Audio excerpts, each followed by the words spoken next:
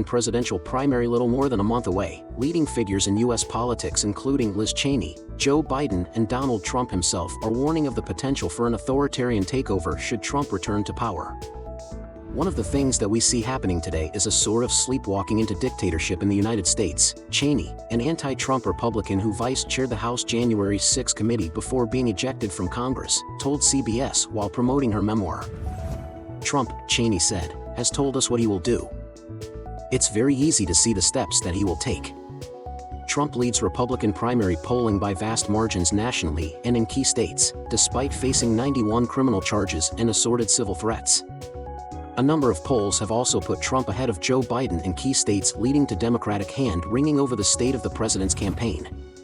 A core part of Biden's messaging has been the threat to democracy that Trump represents, a threat Trump himself seems to explicitly make. On Tuesday, Trump told the Fox News host Sean Hannity, "I love this guy. He says, you're not going to be a dictator, are you?" I said, no, other than day one. We're closing the border and we're drilling. After that, I'm not a dictator.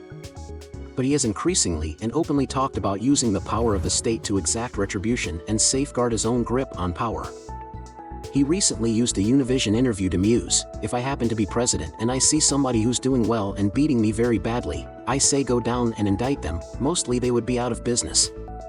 They'd be out of the election."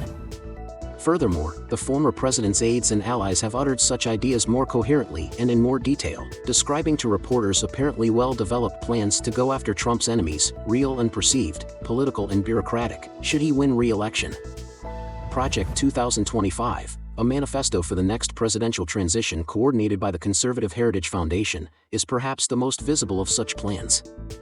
In the words of Paul Don, its director, Project 2025 is systematically preparing to march into office and bring a new army, aligned, trained, and essentially weaponized conservatives ready to do battle against the deep state. Trump's targets include using state power to go after the media. A figure closer to Trump, Kash Patel, a national security aide in Trump's first term now tipped for a senior role in a second, recently told the podcast host Steve Bannon, Trump's former White House strategist, "We will go out and find the conspirators, not just in government but in the media. Yes, we're going to come after the people in the media who lied about American citizens, who helped Joe Biden rig presidential elections. We're going to come after you. Whether it's criminally or civilly, we'll figure that out."